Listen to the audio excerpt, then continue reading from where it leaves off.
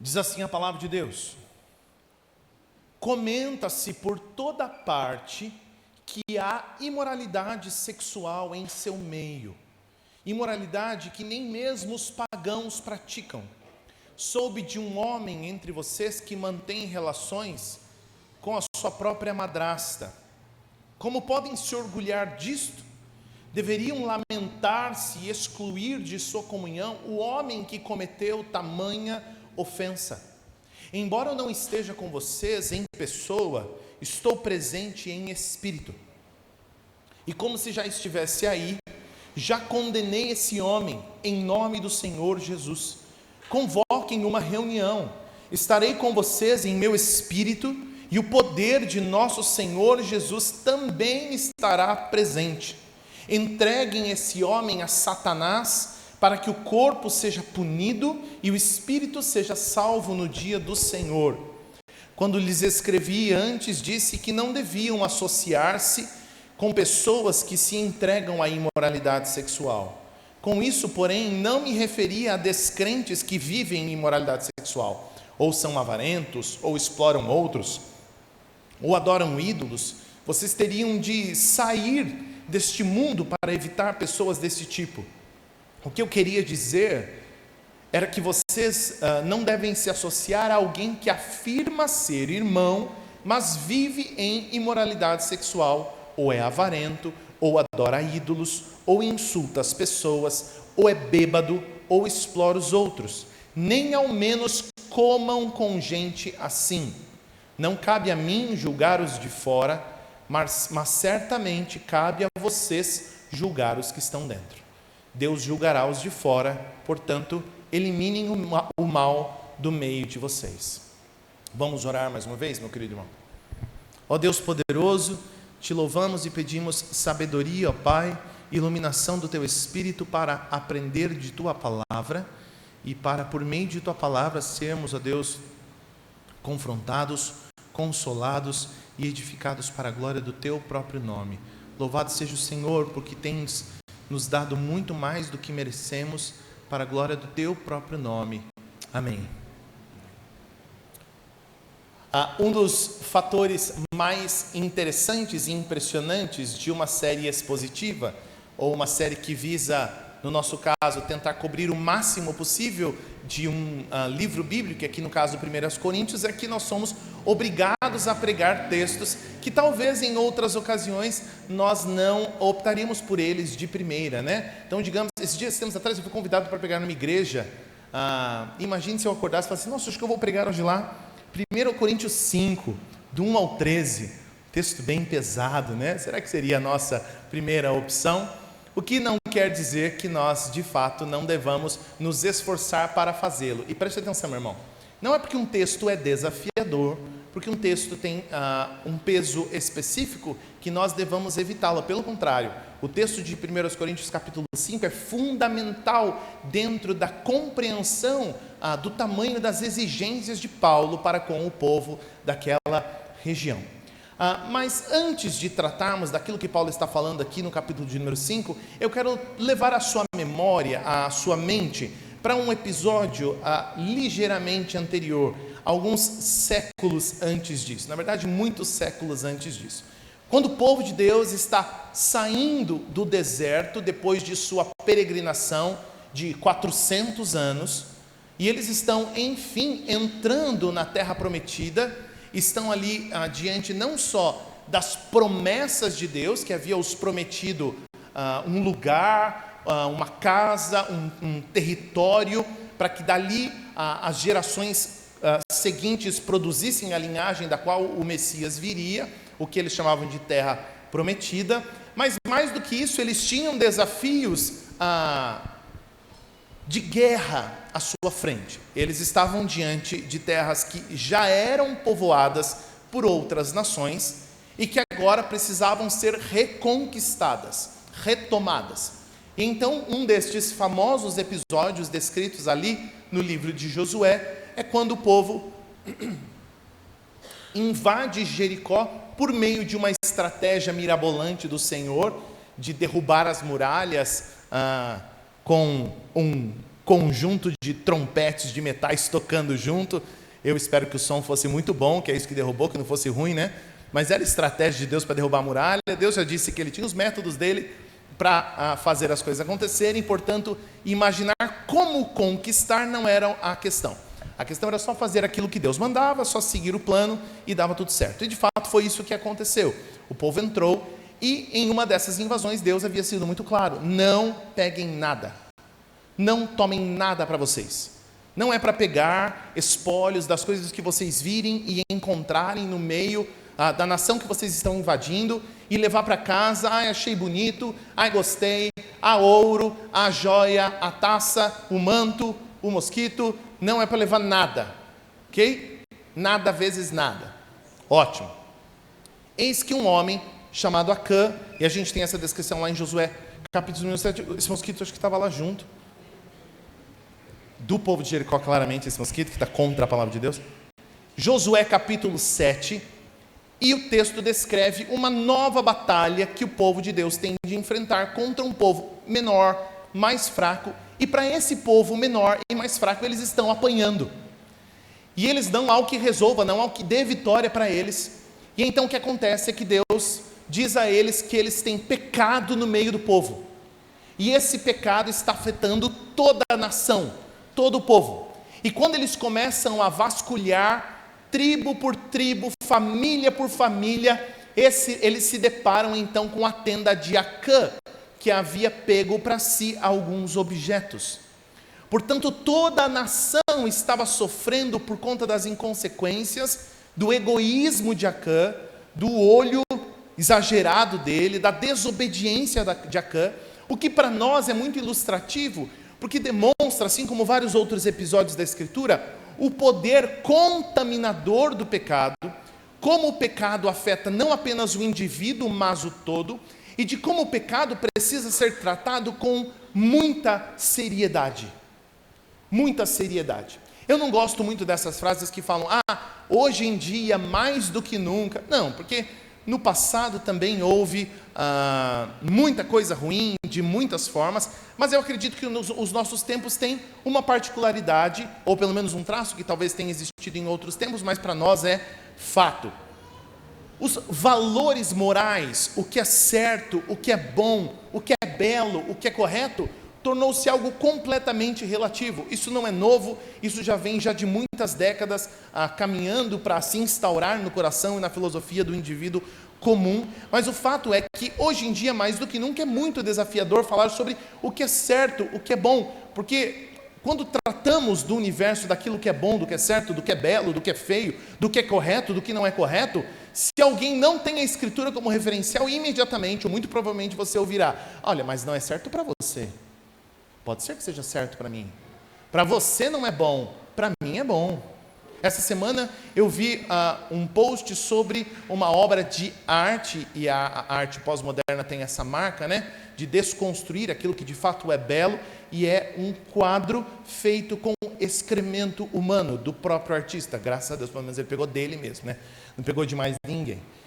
Excremento do próprio artista, e não se engane, não é, o post não é, gente, olha que absurdo, o quadro está enquadrado, está com etiqueta num museu para as pessoas poderem, numa galeria de arte, para as pessoas poderem ir apreciar, né? Eu já chego com bom ar, já chego, nossa, e já meto fogo, já acaba com tudo, o quadro todo. Percebe? E aí nos comentários, eu já vou para os comentários, né? Pior coisa é ir para os comentários. E aí a gente vai para os comentários, um dos comentários era assim, olha, arte é assim, às vezes fala com você, às vezes não fala. Eu já pegava o quadro e dava na cara desse cara. O que fala comigo, o que fala com você? Isso aí é um quadro pintado com fezes humanas, meu amigo. Isso é tudo menos arte. Isso não é belo, isso não é bom. Isso não é correto, isso não é certo.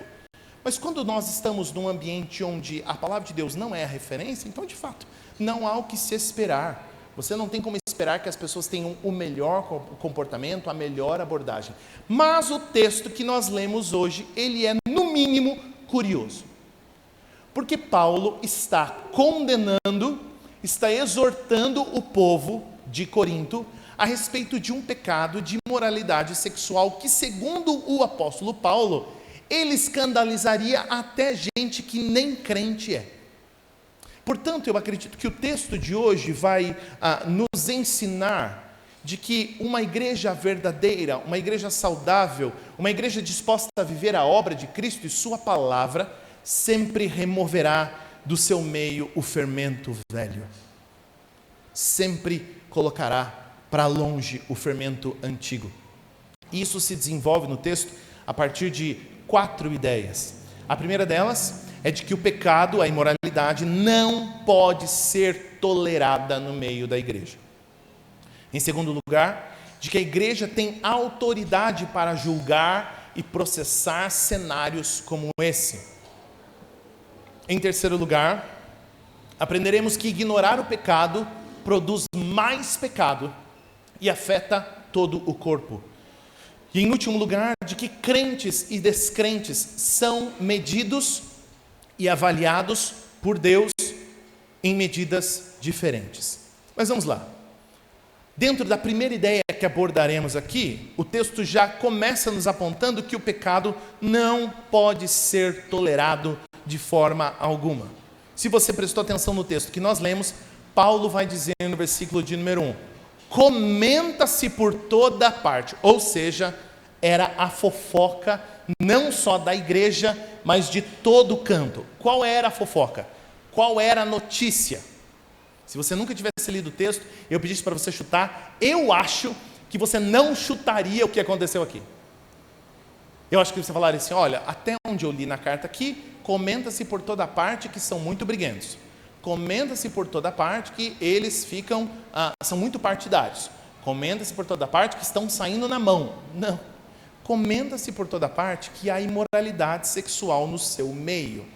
Imoralidade que nem mesmo os pagãos praticam. É tão absurdo que nem gente que não conhecia o Evangelho, numa época e num lugar completamente perverso, como aquela região, gente sem nenhum tipo de moralidade, até eles se escandalizariam diante do fato de que Paulo soube que um homem entre eles tinha relações, e eu vou evitar essas palavras, né, porque a gente tem crianças aí no nosso meio, tinha relações com a madrasta.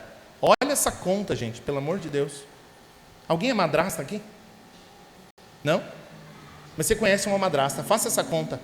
Um filho tendo relações com uma madrasta. Olha o nível da imoralidade presente em Corinto. E então Paulo vai dizer, como é que vocês se orgulham destas coisas? Vocês deveriam se lamentar, se entristecer.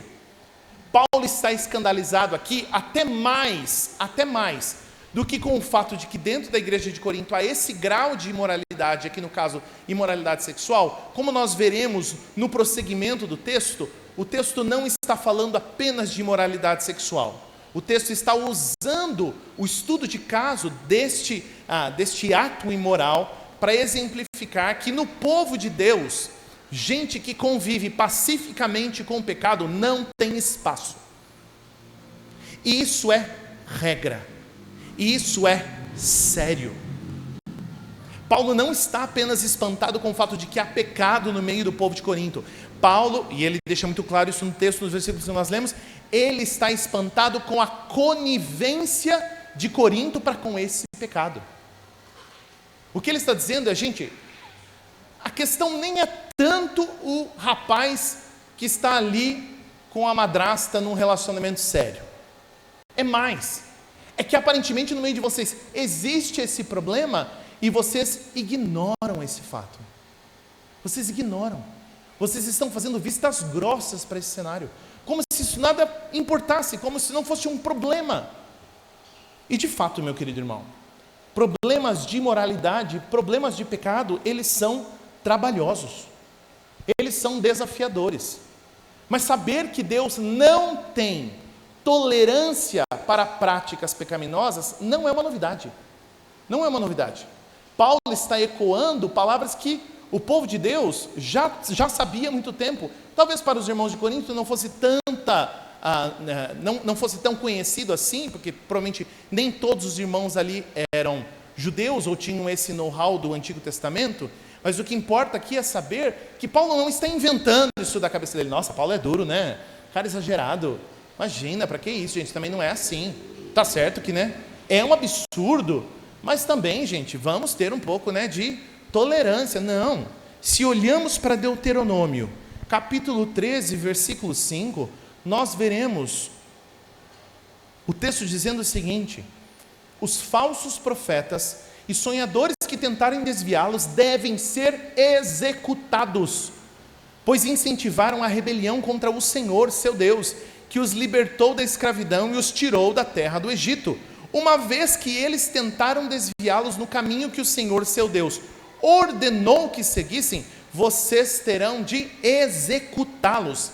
Preste atenção.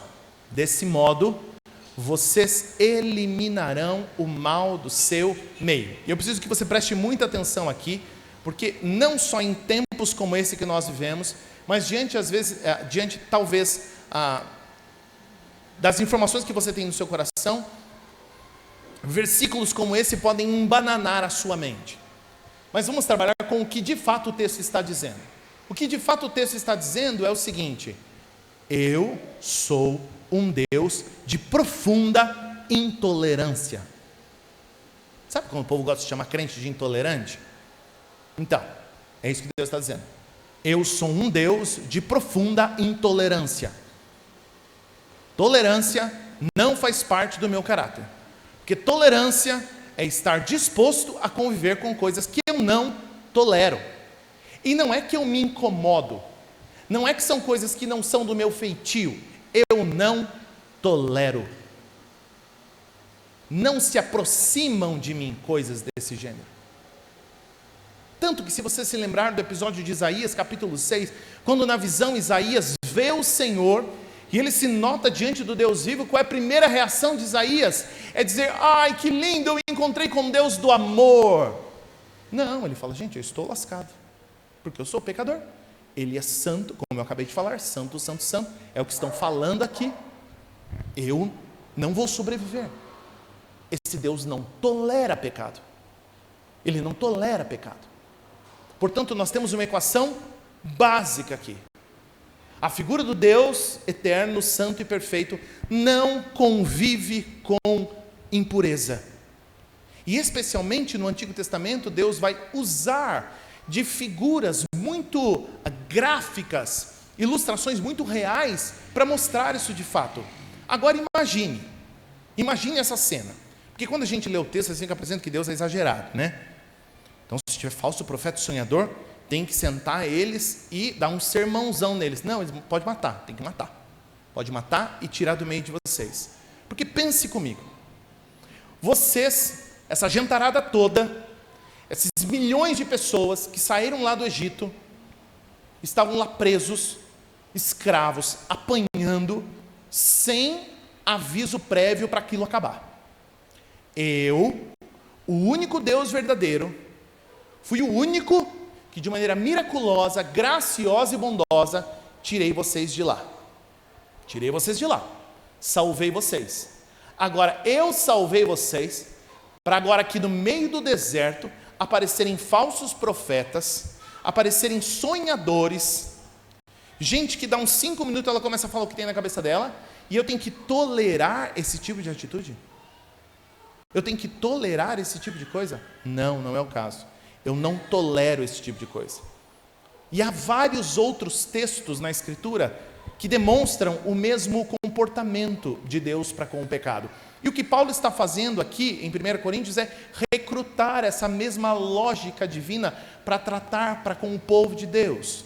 Ele está dizendo: Deus não tolera pecado, porque em algum momento da vida de vocês, vocês se tornaram tolerantes. O que é que deu a vocês esse direito? E Paulo tinha um problema maior com eles.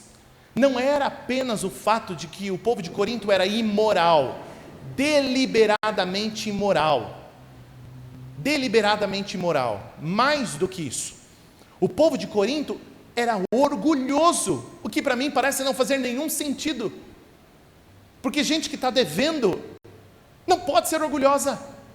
Se tem uma coisa que gente que está devendo não pode ser, é topetuda, cheia de si, cheia da razão. Mas não, eles eram. Se você olhar o capítulo anterior, o capítulo de número 4, dos versos 8 a 13, eu faço questão de ler os versículos para você. O texto diz assim, Paulo está falando deles. Vocês consideram que já têm tudo o que precisam. Pensam que já são ricos e já começaram a reinar sem nós. Gostaria que de fato já estivessem reinando, pois então eu reinaria com vocês. Paulo sendo irônico aqui, né? Por vezes me parece que Deus colocou a nós, os apóstolos, em último lugar, como condenados à morte, espetáculo para o mundo inteiro, tanto para as pessoas como para os anjos. A nossa dedicação a Cristo nos faz parecer loucos, mas vocês afirmam ser sábios em Cristo. Nós somos fracos, mas vocês são fortes, né? Vocês são respeitados, nós somos ridicularizados. Até agora nós passamos fome, sede, não temos roupa necessária para nos manter aquecidos, nós somos espancados, nós não temos casa. É exatamente isso que Paulo está falando. Versículo 12, trabalhamos arduamente com as próprias mãos para obter sustento, abençoamos quem nos amaldiçoa, somos pacientes com quem nos maltrata, respondemos com bondade quando falam mal de nós, e no entanto, até o momento, temos sido tratados como a escória do mundo, como lixo de todos, porque era essa relação que os irmãos de Corinto tinham para com Paulo. Eles tratavam Paulo e muitos irmãos na fé muito mal, porque eles eram cheios de si. E como veremos em capítulos posteriores, em outras pregações, eles tinham muitos problemas em relação aos seus dons, ao seu ego, aquilo que achavam a respeito de si mesmos. Em pregações atrás falamos que eles tinham claramente um problema de ego, mas olha que interessante, gente cheia de problema, mas a arrogância nas estrelas. O que me faz notar e perceber que o pecado, ele tem uma capacidade anestésica de adormecer a consciência do indivíduo de tal forma que ele está apodrecendo e não nota. Não nota. Pelo contrário, permanece cheio de si. Há alguns animais, por exemplo, que têm esse mecanismo para matar alguém, para matar a sua presa. Há muitas serpentes, por exemplo, que mordem a sua presa e nada acontece com a presa. Dali a alguns minutos a presa começa a ficar meio zonza, meio dormente, daqui a pouco ela se é paralisada. E aí então que ela vai morrer sem nem notar que está morrendo. Há quem diga, agora já parece que é proibido por lei, mas que antigamente nos restaurantes as lagostas eram colocadas vivas dentro da panela, água fria, liga o fogo e a lagosta lá. Aí começava a ficar quente e aí, né, sabe Deus o que se passava pela cabeça da lagosta, se é que ela tem cabeça, né? E aí quando ela via, a coisa estava esquentando, quando ela via, ela já estava no céu das lagostas, não sabia nem o que aconteceu. Tem gente que está sendo comido, consumido por seus pecados e nem percebe. Você pergunta, está tudo bem, está tudo ótimo, está tudo maravilhoso. Mas o texto é claro em demonstrar que Deus não tolera pecado. Meu irmão, e não confunda as coisas. Não confunda as coisas. O fato de que Deus traz para perto de si, graciosamente, pecadores, como eu e você, não significa que Deus tolera pecado. Não confunda as coisas. Não é porque Deus tem perto de si pecadores como eu e você, e aí então, nós vamos falar mais sobre isso, mas mais do que nunca a obra de Cristo se torna tão poderosa como sempre foi. Não é porque Deus tem perto de si pecadores, que Cristo se sentava com prostitutas, com cobradores de impostos, com imorais, que Deus e o próprio Cristo toleram pecado. Não confunda as coisas, meu querido irmão. Deus não tolera pecado. E a igreja de Cristo também não tolera pecado. Nós não fazemos vistas grossas para pecados. E pecados especialmente de uma categoria.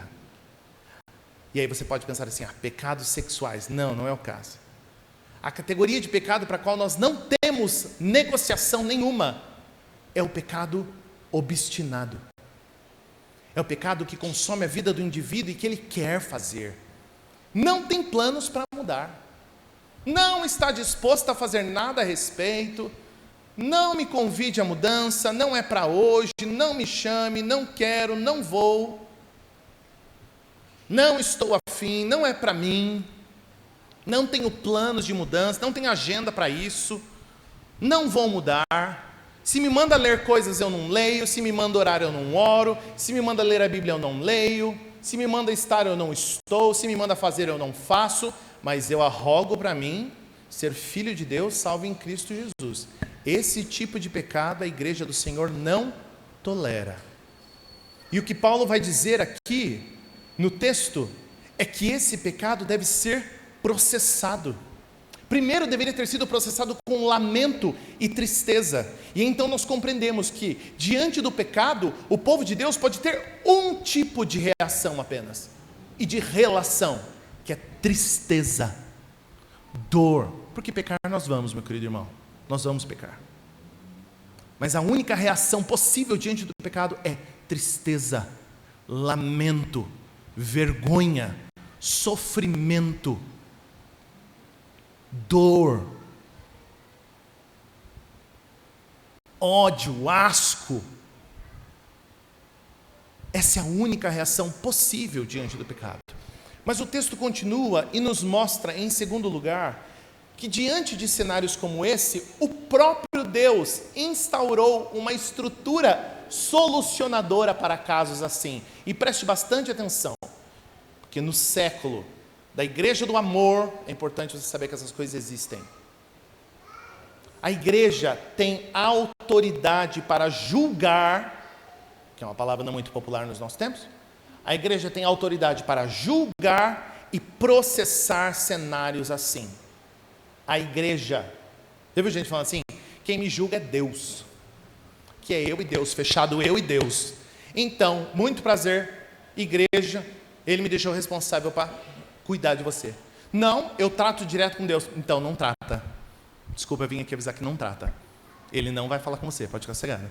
Ele criou um mecanismo para lidar com os seus pecados, e esse mecanismo é a igreja, sabia? Se você for lá falar com ele, já viu gente que quer furar a fila?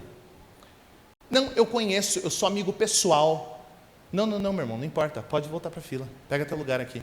Não, mas é que, você sabe com quem você está falando? Você já ouviu falar de Salto de Pirapora? Você tem noção do que você está falando? Não importa o que você está falando. Você pode ser o Papa, pode ser a rainha da Inglaterra, entra na fila e é esse o prato do dia. É engraçado, eu imagino alguém indo falar com o próprio Deus diretamente. Senhor, eu não me submeti aos homens, eu vim direto falar com o Senhor mesmo. E Deus falando assim, então meu querido, mas infelizmente não é comigo, é direto com a igreja mesmo, pode ir lá falar com eles. Sabe que eu que criei a igreja, eu que delimitei a igreja para tratar cenários assim. Tanto que Paulo vai usar aqui o texto a partir do versículo 3 para dizer o seguinte: gente, eu não estou aí, mas eu estou com vocês em espírito. E mesmo não estando aí, eu já condenei esse homem, em nome do Senhor Jesus. E essa expressão é importante, meu irmão, em nome do Senhor Jesus. Porque o que Paulo está dizendo aqui, ele está dizendo o seguinte: eu estou representando Jesus. Eu represento Jesus, pode ficar sossegado. E eu condenei esse homem. Mas Paulo continua, ele fala o seguinte: convoquem uma reunião. Eu vou estar com vocês em meu espírito. E quem mais vai estar com vocês? Com a igreja do Senhor. O poder do nosso Senhor Jesus também estará presente. O que Paulo está dizendo aqui é que o mecanismo que vai tolir, punir, gerir, apacentar o pecado da igreja é a própria igreja. É a própria igreja. E que mais, meu querido irmão? Deus não tem conversa e acordo com gente que diante de pecado e em situação da necessidade de ser disciplinado pela igreja, sai da igreja. Deus não tem papo com essa gente, não.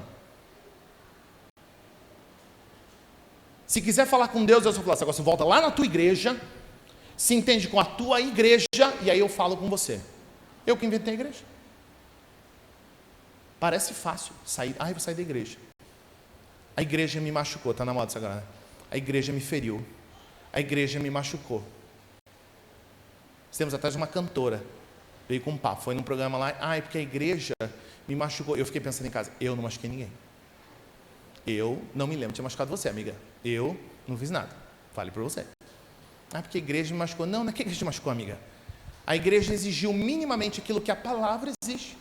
Você não quis se enquadrar, não quis se adequar. Aí você sai da igreja, sai falando mal da igreja, sai falando que a igreja é tudo bandido, o pastor é tudo ladrão, que os irmãos são hipócritas. Já viu gente que usa drogas? Fala assim, meu querido, para de usar droga. Ele fala assim, o mundo é uma droga. A pessoa sempre tem, né? Uma por cima. Cara, para de beber, tu está destruindo sua vida. Eu bebo, mas eu não faço mal para ninguém. E gente que faz mal para os outros sempre tem uma desculpa, né? Então o problema sempre vai ser a igreja. A culpa é sempre da igreja. Meu querido irmão, se eu ou você estamos em pecado obstinado, Deus deu a estrutura da igreja para nos pastorear. E se nós fugimos dessa estrutura, fugimos do próprio Deus.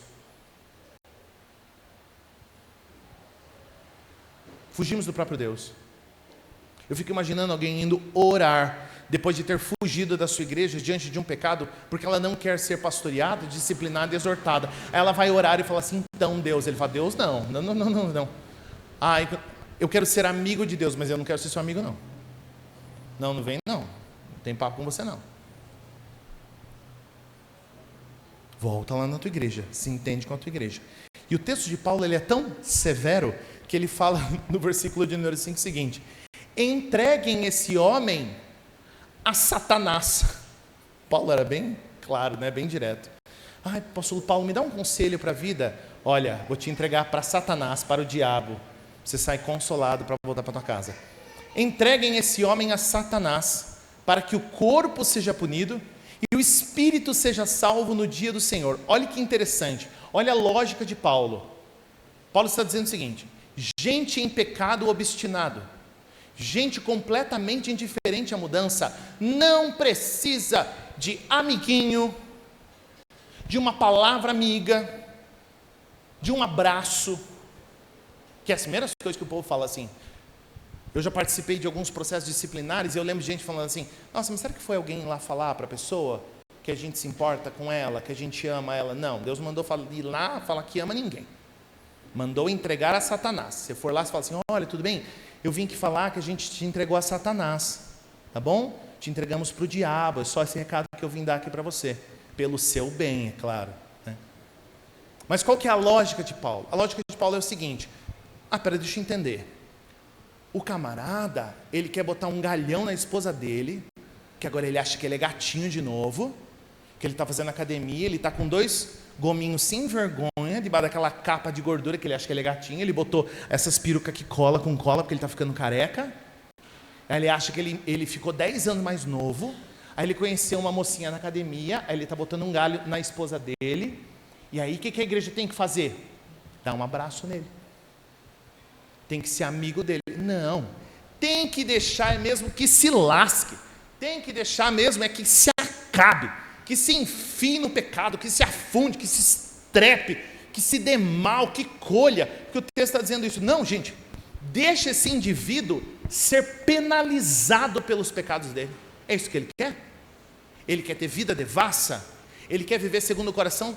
Deixa ele fazer isso, deixa. Porque a nossa expectativa é que a colheita do pecado que ele vai ter a partir dos desdobramentos das suas próprias escolhas, vão em algum momento trazer esse indivíduo de volta. Você se lembra da parábola do filho pródigo? E o filho pede tudo do pai e vai embora da casa, e o pai vai atrás e fala, filho, não, por favor, cara, por favor, mandando um WhatsApp, filho, volta, pelo amor de Deus, volta para casa. Não, é isso que você quer? Pode ir, fica à vontade. Aí ele vai, ele acha que ele é o dono do mundo, ele gasta dinheiro, mulherada, bebida, festa, faz o que pode, o que não pode, gasta. E aí, sobe, aí um platôzinho, aí começa, né, ladeira abaixo. Aí acaba o dinheiro, acaba a alegria, acaba os amigos. E ladeira abaixo. É quando ele está no limite, no fundo do poço, ele é apresentado ao fundo do poço, ele nota que até os servos da casa do pai dele comem melhor do que ele está dividindo comida com porco. Ele falou, olha onde eu cheguei. E aí ele se lembra, eu vou voltar para a casa do meu pai. Portanto, meu querido irmão, em cenários onde não há arrependimento, a igreja não não deve afrouxar as exigências. Onde não há arrependimento, a gente dobra a exigência. Porque se você afrouxa as exigências, você destrói. Você destrói. É uma ilustração muito simples, meu querido irmão, e vale até para coisas do cotidiano. Você que tem filho, por exemplo, se você manda seu filho fazer uma coisa, e esse filho não faz, você não vai lá e faz para ele. Você diminui a régua. Tá bom, filho, não arrumou o quarto, mas pelo menos põe esses brinquedos ali em cima, né? Pelo menos. Agora que você não arrumou o teu quarto, além de não arrumar o teu quarto, você tem que arrumar a casa inteira agora. E se você não arrumar o teu quarto, você vai viver num chiqueiro, porque eu não vou fazer nada. Que é isso que você quer para a tua vida. Desce daí que você vai cair. Desce daí que você vai cair. Aí a criança não desce. Aí o que você faz? Você vai lá e tira a criança, tadinho, vai que ele cai e se machuca. Não vai descer? Não pode ficar então. Aí dali 3, pode contar. 3, 2, 1, pum! Eu sou muito compreensivo e sempre digo, bem feito. Mas não falei para você que você ia se machucar? Era isso que ia acontecer. Só em situações onde há perigo de morte, aí eu recomendo intervenção.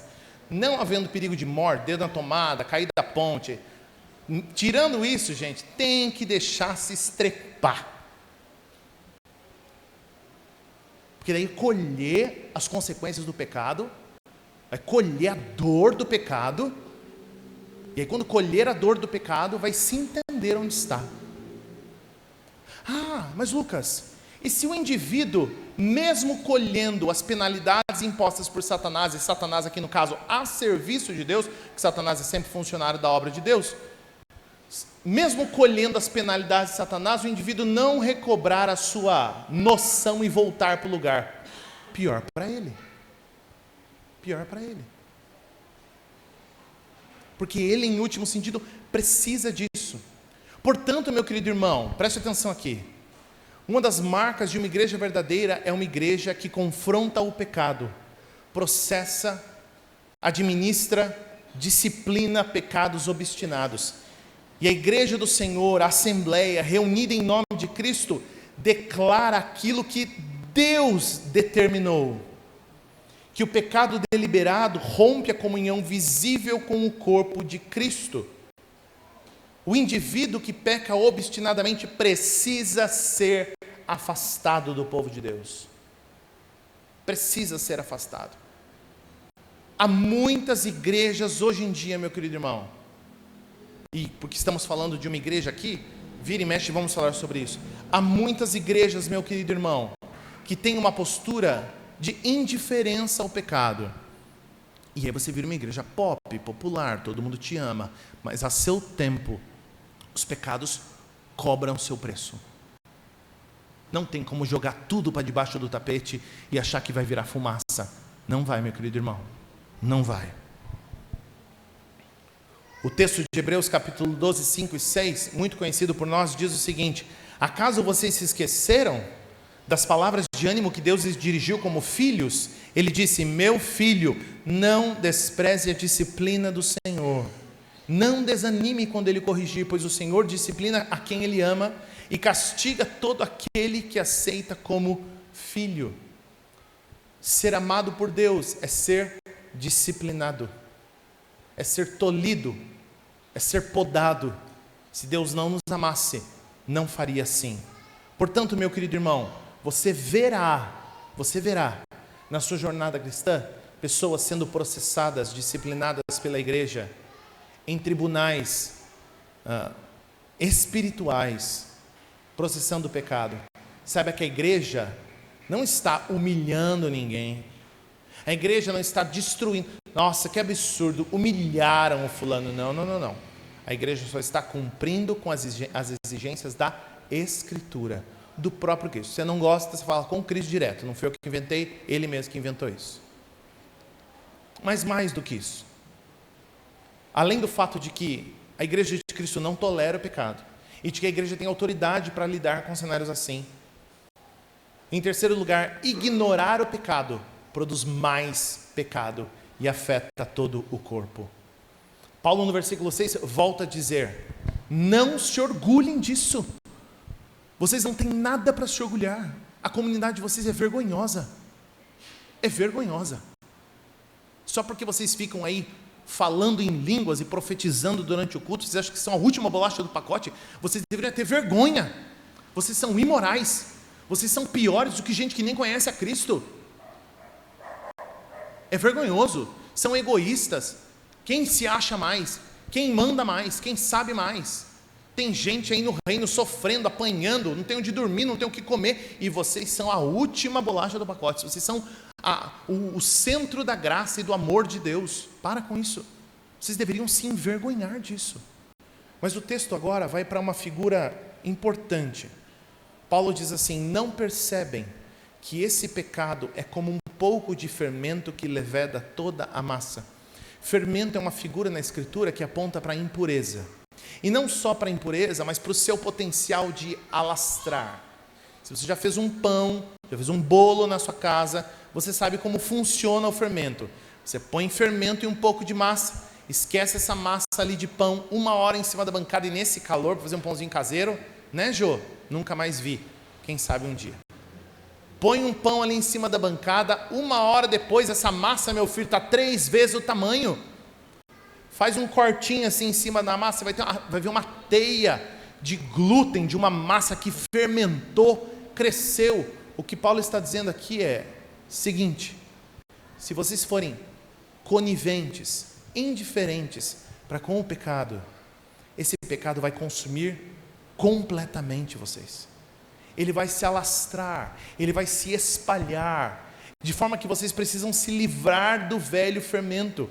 Isso também nos lembra lá de Êxodo, capítulo de número 12, quando o povo estava prestes a deixar o Egito. Então Deus diz a eles que eles deveriam celebrar uma festa que seria ali a Páscoa. Portanto, eles precisariam pegar todo o fermento de todas as casas, jogar fora esse fermento e fazer pães sem fermento. E o texto no versículo 17 do capítulo 12 diz: pois ela, a festa dos pães sem fermento, lembrará que eu tirei suas multidões da terra do Egito exatamente nesse dia. Além de lembrar que o povo de Deus é um povo separado, o povo, quando tirava o fermento do pão, se lembrava de que Deus havia os libertado. De forma, meu querido irmão, que se eu e você permitimos, ignoramos o pecado, fazemos vistas grossas para o pecado, esse pecado vai ganhar proporções que nós não imaginamos.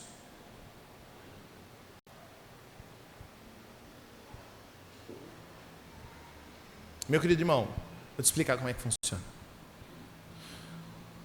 Por exemplo, você sentou para conversar com um casal de amigos, e esse casal de amigos está tendo sérios problemas no casamento. Eles estão discutindo, eles estão se tratando mal, eles estão considerando abandonar o casamento. Meu querido irmão, se você for falar com eles 6 meses depois, eles não vão te relatar isso. Porque quando você voltar 6 meses depois, a massa não é mais uma bolinha desse tamanho. A massa é uma bola desse tamanho. E a esposa, que não aguentava mais ouvir o marido brigar com ela, já se apaixonou por outro homem. E o homem, que não conseguia olhar para a cara da esposa dele por meses a fio, e já não tem mais nenhum tipo de intimidade com essa esposa, já está consumindo outros conteúdos para satisfazer as suas necessidades matrimoniais. Percebe? Era uma bolinha, era uma discussão, era um negocinho, cresceu. Mas se você for falar com esse casal dali 6 meses, muito provavelmente eles nem um casal mais serão, meu querido irmão. Porque pecado é assim, ele vai comendo, vai comendo, vai comendo, vai se espalhando, vai se espalhando, vai consumindo. E perceba, pecado, ele não tem energia para sobreviver sozinho. Então um indivíduo que peca em uma coisa, logo mais precisará de pecados de suporte. É uma grande equipe, é uma grande pirâmide satânica, que ele precisa de gente, outros pecados apoiando aquele pecado para ele sobreviver. Você se lembra, meu querido irmão, quando Davi olhou pela janela, viu Batseba e desejou aquela mulher? Ele teve um primeiro pecado, Ele teve infidelidade no coração. Aí ele trouxe essa mulher e se deitou com ela. Então a gente tem adultério, porque um pecado chama outro pecado. E aí o que aconteceu com Batseba? Ela engravidou. E aí, então o que ele precisa? Ele precisa lidar agora com uma gravidez. Então ele chama o marido dela da guerra, fala, vai para tua casa, relaxa um pouco, vê tua esposa, porque a expectativa dele é, ele vai para casa, eles vão ter uma noite juntos, ela já está grávida, porque eu que engravidei, e daqui a um tempo ela fala que está grávida, porque se ela não tiver visto o marido dela, ele vai fazer as contas e vai falar assim, opa, engravidou de quem se eu não estava em casa? Mas o marido dela, ele é tão correto que ele fala, não, imagina, meus homens estão na guerra e eu vou para casa ver minha esposa, ficou lá sentado na porta da cidade, falou, não vou para casa. E aí Davi se lascou porque o plano dele não deu certo, e ele falou o quê? Agora eu preciso de outro plano. Ele já tinha desejado, cobiçado a mulher no coração, ele já tinha adulterado com a mulher, ele já tinha mentido, e ele falou, agora eu preciso de mais alguma coisa para resolver isso. O que eu faço com esse homem? Eu preciso tirar esse homem da face da terra. Coloquem Urias na primeira fileira. E não tem segredo, primeira fileira, gente, se salvar é porque é o Batman, não tem como, morreu, o homem morreu, ou seja, ele também matou um homem, porque pecado é assim, gente, é uma corda que vai puxando, e um pecado chama o outro, isso vai se alastrando, e você começa a fazer pessoas à sua volta pecar também. Portanto, meu querido irmão, ignorar pecado produz mais pecado. Portanto, dos propósitos da igreja em disciplinar e corrigir o pecado, além de trazer o pecador de volta do seu caminho, o Senhor também está purificando a sua igreja. A sua igreja. Porque se a outra pessoa vê que alguém está pecando em algo que não é repreendido, é ignorado, ela fala, mas por que eu não posso então? Por que eu não posso então? Nós passamos o som aqui para o culto acontecer com a banda todos os domingos, 4 horas da tarde. E nós sempre temos reuniões constantes, e para quem é do Ministério de Música sabe, um dos nossos temas constantes em nossos encontros é horário. Porque funciona assim, ensaia às 4, e a gente sempre fala, se é às 4, tem que chegar 10 para as 4, você tem que montar o seu instrumento para tudo começar às 4. Mas daí nessa semana o Patrick chega às 4:03, na outra semana o Patrick chega às 4:05, eu sempre chego 10 para as 4, a Ju chega 20 para as 4, aí a gente fala assim, caramba, eu chego lá 20 para as 4, o Patrick chega às 4:05, aí o que acontece na terceira semana?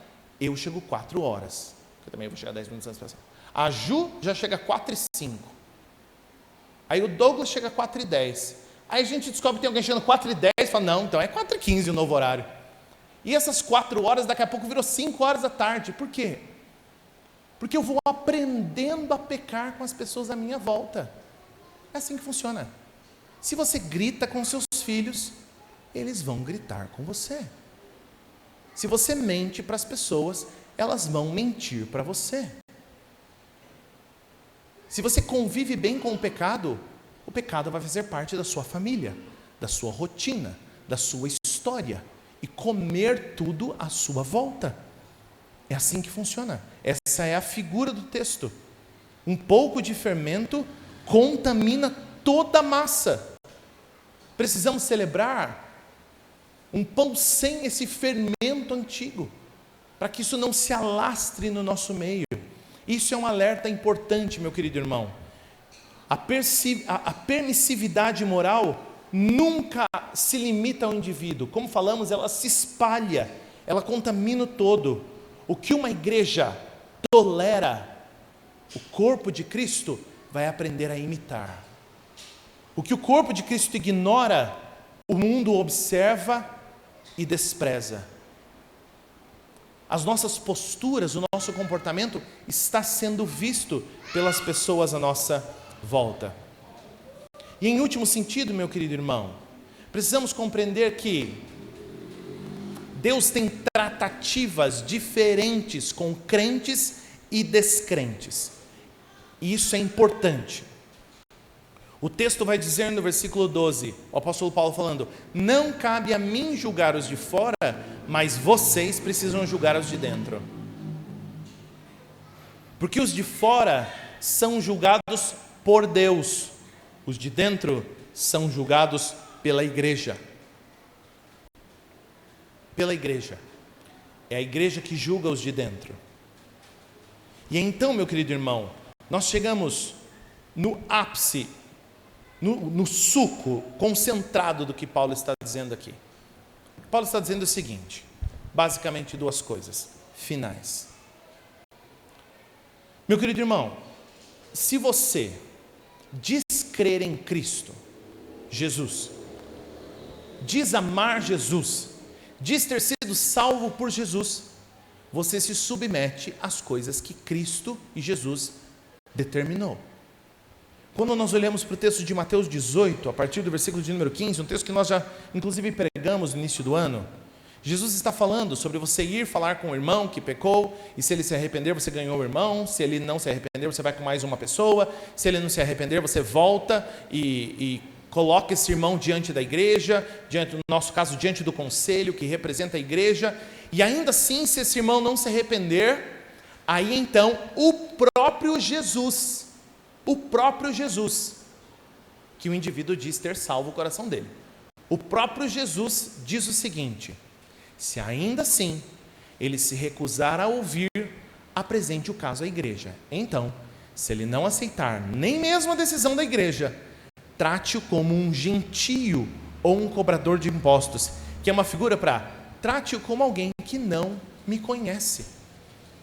Eu lhes digo a verdade. E aí você vai pensar assim, mas quem é que vai fazer isso? Jesus não está aqui para fazer isso? E Jesus diz o seguinte no versículo 18: o que vocês ligarem na terra terá sido ligado no céu, o que desligarem na terra terá sido desligado no céu. É quase como se Jesus falasse assim: se você peca deliberadamente, se você já foi exortado por várias estruturas e instâncias dentro da igreja do Senhor Jesus, e eu e você não nos arrependemos, Jesus está dizendo: você não me conhece, você não me ama, e a igreja tem direitos de dizer isso sobre você. E lá no último dia, não adianta você vir falar direto comigo. Então, Jesus, eu até tive uma questão ali com a igreja, mas achei melhor falar direto com o Senhor, né? Porque daí a gente já encurta as questões. Jesus vai falar assim: não, mas é direto com eles. Cadê o papel deles? Eu vou lá falar com eles, vou ver o que aconteceu. Não, Jesus, imagina, não precisa disso. Não, resolve comigo aqui direto. Não, porque eu faço o que minha igreja fez na terra. Se eles te desligaram na terra, você está desligado no céu. É simples assim. Portanto, meu querido irmão, se Jesus morreu, Ele é o nosso Cordeiro Pascal, e morreu, e se entregou pelos pecadores, como eu e você, Ele o fez para que não continuássemos vivendo no pecado. E se continuamos vivendo no pecado, deliberadamente, estamos dizendo, não só para a igreja, mas para Cristo: eu não te conheço. Eu não me importo. Tanto faz para mim. Mais do que isso. Porque quem confessa a Cristo diante de uma comunidade cristã está publicamente se submetendo a Cristo e a sua igreja. Portanto, meu querido irmão, se em algum momento passou pela sua mente: mas o que deu o direito da igreja me dizer que eu estou certo ou estou errado? Todo mundo lá é pecador? Sim, meu irmão, com certeza, todo mundo lá é pecador, mas nós estamos falando disso. Estamos falando de gente que disse ter conhecido a Cristo, ter sido salva por Cristo e vive como se não conhecesse. O meio de provar, de fazer a prova final desse cenário é a disciplina na igreja. Individual, coletiva, pública, se necessário, até que o indivíduo seja conduzido ao arrependimento. E se não for o caso, gente que não se arrepende na Escritura tem um nome só, gente: é ímpio. Gente que não se arrepende é ímpio. Essa conta é simples. Quando eu era mais novo, eu ficava muito angustiado, pensando assim: nossa, caramba, mas agora, fulano não é difícil, fulano não baixa sabe, não baixa a bola, não vai se arrepender, não vai mudar de vida. E eu vou ficar sofrendo por algo que não vai acontecer? Se ele não se arrepender, ele está dizendo uma coisa. E é importante que haja clareza sobre isso. Porque se o indivíduo está dizendo à comunidade cristã que ele não é crente, ele precisa de Cristo. Ele volta para estaca zero. Ele precisa ouvir e conhecer de Cristo Jesus. E então o trataremos como alguém que não conhece a Cristo. Meu querido irmão, submeter-se à igreja é submeter-se a Cristo, conquanto essa igreja haja e viva com fidelidade às Escrituras. Essa é uma nota importante. Rejeitar a santidade exigida pela Escritura é, no fundo, rejeitar o próprio Cristo. Quem diz não à igreja está dizendo não a Cristo. Não a Cristo. Ignorar a igreja como um mecanismo de Deus para santificar o povo é viver e esperar o pior da vida. Porque a longo prazo é isso que nós colheremos, meu querido irmão. É isso que nós colheremos. Diante de um cenário como esse, talvez você possa estar pensando: nossa, Lucas, mas agora eu fiquei preocupado. Fiquei angustiado porque eu fiquei pensando: será que eu me encaixo numa situação como essa? Meu irmão, sim e não. De alguma forma, com certeza, porque você peca. Você é um indivíduo que peca. Mas qual é a sua relação com o pecado? Você tem uma narrativa de vida que envolve luta, tristeza, que é o que Paulo diz que eles deveriam ter, tristeza, sofrimento pelo pecado, desejo de abandoná-lo, dor, eu não quero isso para mim, eu não sou essa pessoa, eu não fui feito para isso. Eu sempre falo isso para o José, quando acontece alguma coisa, ele acaba desobedecendo ou não fazendo aquilo que deveria, eu falo: filho, Deus não te fez para isso. Esse não é o plano de Deus para você. Deus não te fez para reagir assim. Deus te fez para ser gentil, bondoso, amável, obediente. Esse é o plano de Deus. Portanto, odeie ser assim. Queira mudar. Agora, aos altivos, aos indiferentes, aos que amam pecar, como diz a Escritura, aos que traçam caminhos e planos para pecar, para esses, a firmeza. No final do capítulo 4, Paulo pergunta para eles, fala: eu vou aí me encontrar com vocês com uma vara para dar em vocês, ou eu vou com palavras de amor? Respondam vocês mesmos. É a mesma pergunta para nós. Deus precisará vir com vara sobre nós, ou com palavras de graça? Onde está o nosso coração? Meu querido irmão, o convite para você, diante do relato de Paulo à igreja de Corinto, é: remova o fermento velho da sua vida. Remova as práticas que não fazem parte do povo de Deus. E lembre-se, esse texto não está falando exclusivamente sobre imoralidade sexual. No final do texto, você vai ver Paulo dizendo o seguinte: o que eu quero dizer a vocês é que vocês não devem se associar com quem afirma ser irmão, mas vive em imoralidade sexual. E talvez você tenha dito assim: ah, que bom, não é meu caso. Dessa estou safe. Mas o texto continua e fala assim: ou é avarento, só pensa em dinheiro, mão de vaca, ou adora ídolos, coloca as coisas no lugar de Deus, ou insulta pessoas, aí já está mais perto do nosso cotidiano, ou é bêbado, ou explora os outros, e aí a lista continua, meu querido irmão. Gente que ama pecar, está dizendo que não conhece a Cristo. Vamos tirar o velho fermento do nosso meio e comer o pão sem erro, sem pecado, que nos lembra que fomos salvos da escravidão no Egito.